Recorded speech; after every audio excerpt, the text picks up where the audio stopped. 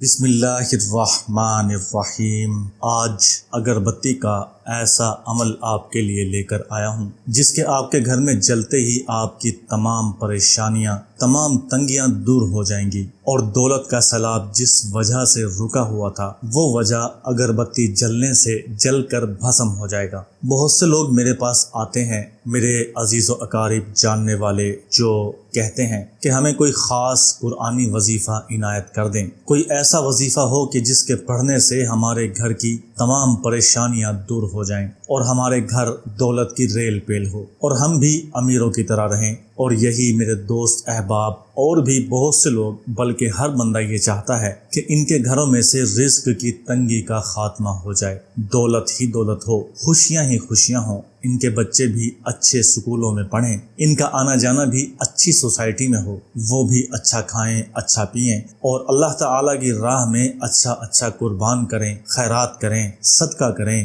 ان کا دل بھی کرتا ہے کہ وہ بھی غریبوں اور مساکینوں پر خرچ کریں، ان کا دل بھی کرتا ہے کہ ان کے گھر کے باہر بھی غریبوں اور مسکینوں کے لیے دسترخوان بچھا ہو۔ سال کے 12 مہینوں میں 3 وقت ان کے گھر کے سامنے دسترخوان بچھا ہو، اور کون سا ایسا انسان ہے جو یہ نہیں چاہتا کہ ایسا ہو؟ لیکن یہ صرف اس وقت ہی ہو سکتا ہے کہ جب آمدن اچھی ہو اور رزق کی کوئی تنگی نہ ہو، رزق کے اوپر کہیں بھی کوئی بندش نہ ہو۔ تو میں نے اپنے کچھ جاننے والوں کو یہ اگربتی کا وظیفہ بتایا، اور جتنے عزیز و اقارب کو ابھی تک بتایا ہے وہ سب یہ وظیفہ کر کے کامیاب ہو چکے ہیں۔ ان سب پہ سے رزق کی بندش ختم ہو گئی ہے اور رزق کی ریل پیل ہو گئی ہے۔ جو بہت غریب تھے، بہت ہی زیادہ مسکین تھے، انہوں نے جب یہ وظیفہ کیا تو اللہ تعالیٰ نے ان پر کرم کیا، اور آج ان کے گھروں میں دولت ہی دولت ہے۔ جو کل تک خود غریب اور مسکین تھے،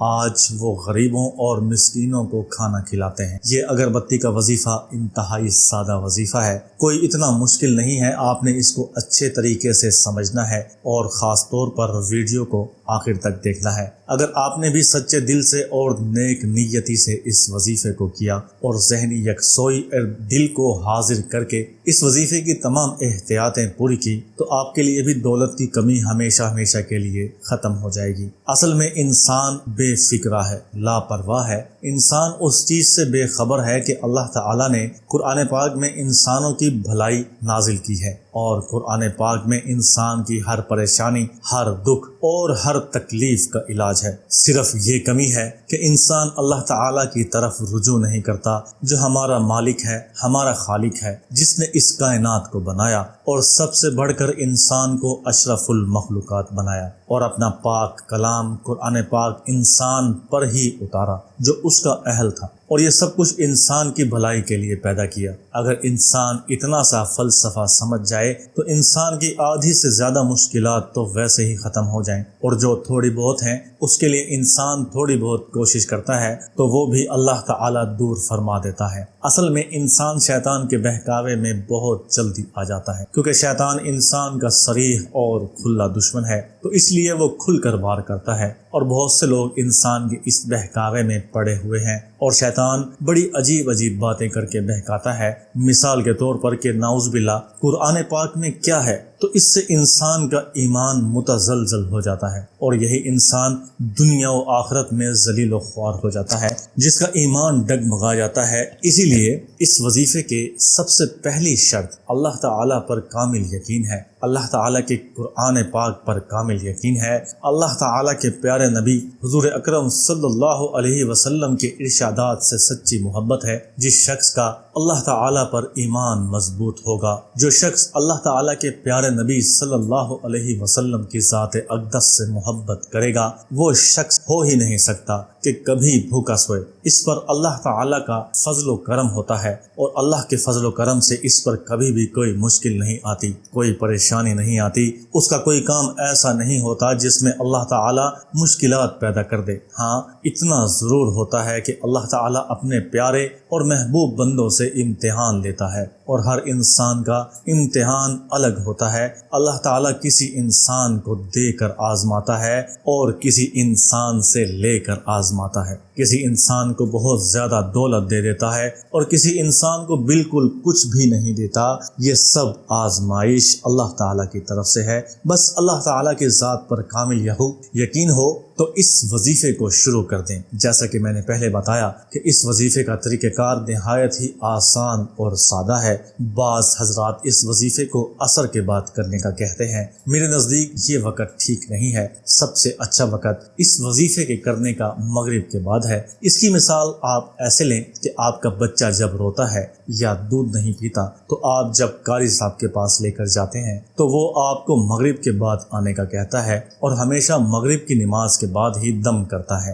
امید ہے آپ کو میری بات سمجھ میں آ گئی ہوگی۔ اب آپ مکمل کامل یقین کے ساتھ ایک اگربتی لے کر جائیں نماز پر بیٹھ جائیں اور 7 مرتبہ درود شریف پڑھ لیں۔ یاد رکھیں کہ اگربتی ابھی جلانی نہیں ہے، یہ سب کچھ آپ نے مغرب کی نماز کے بعد ذکر و اذکار سے فارغ ہونے کے بعد اس ہی وضو سے کرنا ہے۔ اگربتی چاہیں تو آپ مصلے پر رکھ سکتے ہیں۔ 7 مرتبہ درود شریف پڑھنے کے بعد آپ نے 21 مرتبہ سورۃ الکوثر پڑھنی ہے اور اس کے بعد 21 مرتبہ سورۃ الفاتحہ پڑھنی ہے۔ آپ سورۃ الکوثر کی جگہ سورۃ الاخلاص بھی پڑھ سکتے ہیں اگر پڑھنا چاہیں تو۔ فرق صرف اتنا ہے کہ اگر سورۃ الاخلاص پڑھیں گے تو زندگی سے مشکلات اور تنگیوں کا خاتمہ ہو جائے گا، لیکن اگر سورۃ الکوثر پڑھیں گے تو مشکلات اور تنگیوں کا خاتمہ ہونے کے ساتھ ساتھ دولت کی ریل پیل بھی ہو جائے گی۔ دونوں ہی صورتوں میں آپ کو فائدہ ہی فائدہ ہے، اور اگر دونوں صورتوں کو ایک ساتھ ملا کر پڑھ لیں تب تو سونے پر سہاگا ہو جائے گا۔ 21 مرتبہ سورۃ الفاتحہ پڑھنے کے بعد ایک تسبیح استغفر اللہ کی کرنی ہے اور پھر 7 مرتبہ درود شریف پڑھ کر اس اگربتی کو ہاتھ میں اٹھا کر اس پر 3 مرتبہ پھونک مار دینی ہے اور آپ کا عمل مکمل ہو گیا۔ اب آپ نے اس اگربتی کو جلا کر گھر کے ہر کمرے میں اور ہر کونے میں اس کا دھواں دینا ہے۔ جیسے جیسے آپ نے گھر میں اس اگربتی کا دھواں دیتے جائیں گے ویسے ویسے آپ کی زندگی اور آپ کے گھر سے مشکلات اور پریشانیوں کا خاتمہ ہوتا جائے گا، اور گھر میں جس کونے کی یا جس جگہ کی نحوست کی وجہ سے آپ کے پاس دولت آنا بند ہو گئی ہے تو اس اگربتی کے دھوئیں دینے کی وجہ سے اور سورۃ الکوثر اس پر پڑھنے کی وجہ سے اس نحوست کا مکمل طور پر خاتمہ ہو جائے گا، اور آپ خود دیکھیں گے کہ جیسے ہی آپ یہ عمل کر کے فارغ ہوں گے تو آپ کو ایک ذہنی سکون محسوس ہوگا اور دولت آنے کے امکانات آپ کو بڑھتے ہوئے نظر آئیں گے، اور ایک ہی دن کے وظیفہ کرنے سے آپ خود اپنی آنکھوں سے دیکھیں گے کہ آپ کی مشکلات اور پریشانیاں ختم ہو گئی ہیں۔ اب اگر پہلے دن آپ اس وظیفے کو مکمل اور اچھے طریقے سے کر لیتے ہیں تو اب آپ کو اجازت ہے آپ اس وظیفے کو 3 دن کریں، 7 دن کریں، 21 دن کریں یا 41 دن کر لیں۔ انشاءاللہ آپ کی آنکھوں کے سامنے دیکھتے ہی دیکھتے اس وظیفے کے کرشمات ظاہر ہونا شروع ہو جائیں گے، اور آپ کو اپنی آنکھوں پر یقین نہیں آئے گا کہ یہ میں نے کیسا وظیفہ کیا ہے۔ اللہ تعالیٰ آپ کی ہر مراد پوری کرے۔ بس آپ کی تنگی اور پریشانیاں ختم ہونے کے بعد آپ نے غریبوں اور مسکینوں کا خیال رکھنا ہے، کیونکہ ان لوگوں کا حصہ آپ کے رزق میں شامل ہوتا ہے۔ اگر آپ ان کو ان کا حصہ نہیں دیں گے تو جتنی جلدی اللہ تعالیٰ نے آپ کو سب کچھ دیا ہے اس سے زیادہ جلدی اللہ تعالیٰ آپ سے واپس لے لے گا۔ اپنی دعاؤں میں یاد رکھیے گا۔ اللہ حافظ۔